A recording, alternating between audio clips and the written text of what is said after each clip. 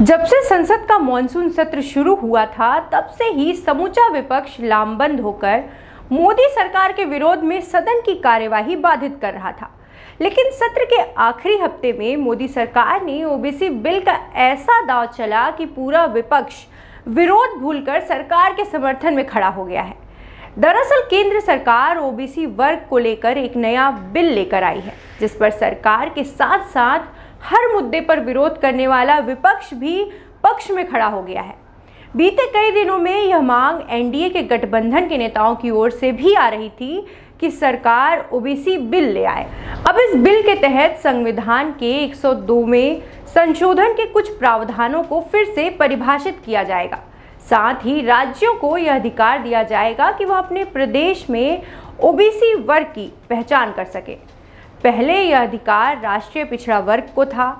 इसे टेक्निकली समझने के लिए ऐसे समझिए कि अब संविधान के 127वें संशोधन के तहत अनुच्छेद 342 ए में संशोधन किया जाएगा।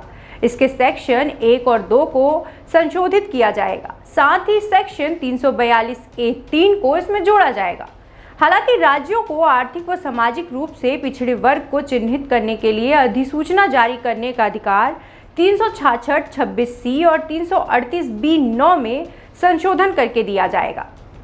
दरअसल इस कानून को लेकर तब से और मांग तेज हो गई जब सुप्रीम कोर्ट ने मराठा आरक्षण के मामले पर फैसला सुनाते हुए कहा था कि राज्यों को शैक्षणिक सामाजिक रूप से पिछड़े वर्ग को चिन्हित करने का अधिकार नहीं है। यह अधिकार केवल केंद्र के पास है। लेकिन अब जब यह नया ओबीसी बिल पास हो जाएगा तो राज्यों को यह अधिकार होगा कि वह पिछड़े वर्ग को अपने प्रदेश में चिन्हित कर सके। इस बिल पर विपक्ष सरकार का समर्थन करेगा। इसको लेकर राज्यसभा में नेता प्रतिपक्ष मल्लिकार्जुन खड़गे ने विपक्ष के नेताओं की एक बैठक के बाद फैसला किया था। हालांकि मल्लिकार्जुन खड़गे ने यह भी साफ कर दिया था कि इस बिल पर सरकार को समर्थन देने का यह कतई मतलब नहीं है कि हम अन्य मुद्दों पर भी सरकार के साथ हैं। मल्लिकार्जुन खड़गे ने कहा, यह संशोधन राज्यों के उस अधिकार को बहाल करने के लिए किया जा रहा है जिससे वह सामाजिक और आर्थिक रूप से पिछड़े समुदाय को चिन्हित कर सके। दरअसल इस मुद्दे पर विपक्ष का सरकार का साथ देना उसकी मजबूरी है। उसे मालूम है कि पिछड़ा वर्ग देश में सबसे ज्यादा आबादी वाला समुदाय है, इसलिए आगामी चुनाव को देखते हुए इसे बिल्कुल भी नाराज नहीं किया जा सकता। लेकिन विपक्ष मोदी सरकार को इस कानून का इतना आसानी से श्रेय लेने देगी, इस पर जरूर सवाल उठते हैं।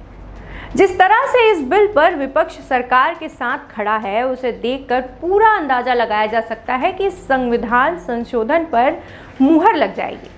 दरअसल आर्टिकल 342 ए और 366 26C के संशोधन पर संसद की मुहर लगने के बाद राज्यों के पास यह अधिकार हो जाएगा कि वह अपनी मर्जी से जातियों को अधिसूचित कर सकती है। जैसे महाराष्ट्र में मराठा समुदाय, हरियाणा में जाट समुदाय, गुजरात में पटेल समुदाय, कर्नाटक में लिंगायत समुदाय। कब से यह मांग कर रहा है कि उसे ओबीसी वर्ग में शामिल किया जाए। हालांकि अब तक यह अधिकार राज्यों को नहीं है। बात सिर्फ यहाँ ओबीसी वर्ग में शामिल करने की ही नहीं है। जाहिर सी बात है, अगर यह जातियाँ ओबीसी वर्ग में आती हैं तो इन्हें भी पिछड़े समुदाय जितना आरक्षण मिलने लगेगा और इन जातियों के खुद को ओबीसी वर्ग में शामिल कराने की मांग का आधार भी यही है। महाराष्ट्र में तो तब मराठा समुदाय ने आरक्षण की मांग की थी तो उस वक्त के तत्कालीन मुख्यमंत्री देवेंद्र फडणवीस ने उन्हें आरक्षण भी दिया था।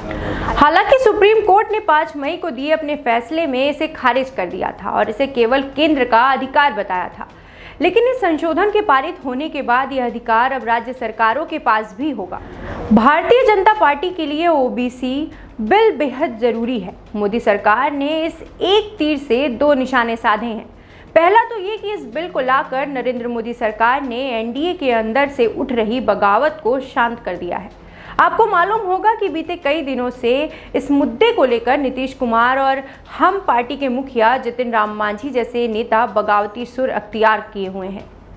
लेकिन इस बिल को लाकर मोदी सरकार ने उन्हें फिर से गठबंधन में बने रहने को मजबूर कर दिया है।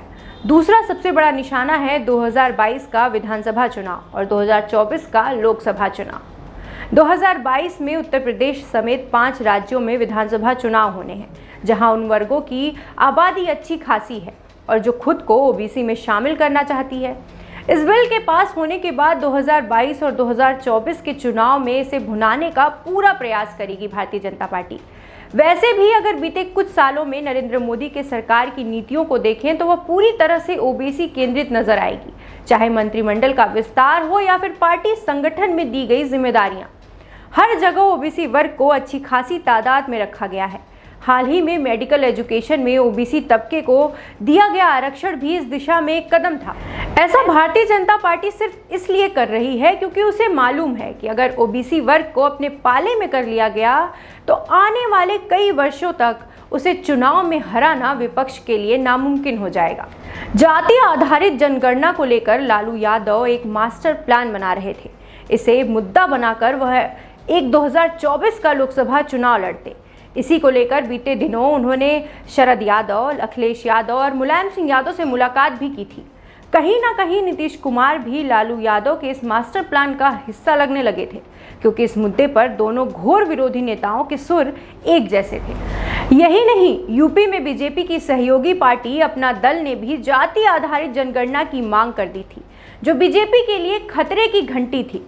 हालांकि अब ओबीसी बिल लाकर पीएम मोदी ने लालू यादव और अखिलेश यादव के उस मास्टर प्लान पर भी पानी फेर दिया है, जिसके माध्यम से वो ओबीसी वर्ग को अपने पाले में करना चाहते थे। कहा जा सकता है कि इन तमाम कोशिशों के पीछे उत्तर प्रदेश में अगले साल विधानसभा चुनाव है। दरअसल यादव को छोड़कर दूसरी पिछड़ी जातियां बीजेपी को वोट करती रही हैं। वर्ष 2017 के चुनाव में बड़ी संख्या में ओबीसी ने बीजेपी को वोट दिया था, इसलिए बीजेपी अपना बेस मजबूत कर रही है। उत्तर प्रदेश में समाजवादी पार्टी और बहुजन समाजवादी पार्टी दोनों की नजर पिछड़ा वर्ग पर है। सपा अध्यक्ष अखिलेश यादव पिछड़ा वर्ग सम्मेलन कर ओबीसी मतदाताओं का विश्वास जीतने का प्रयास कर रहे हैं, जबकि बसपा ने ओबीसी जनगणना की मांग कर अपने इरादे स्पष्ट कर दिए हैं। लिहाजा ओबीसी बीजेपी से छिटकता है तो चुनावी समीकरण बिगड़ सकता है, इसलिए बीजेपी अपना वोट बैंक कायम रखना चाहती है। आपको ये वीडियो पसंद आई हो तो हमारे चैनल सनराइज न्यूज़ को लाइक, सब्सक्राइब और शेयर जरूर करें। अगली वीडियो में फिर मिलेंगे एक नई जानकारी के साथ।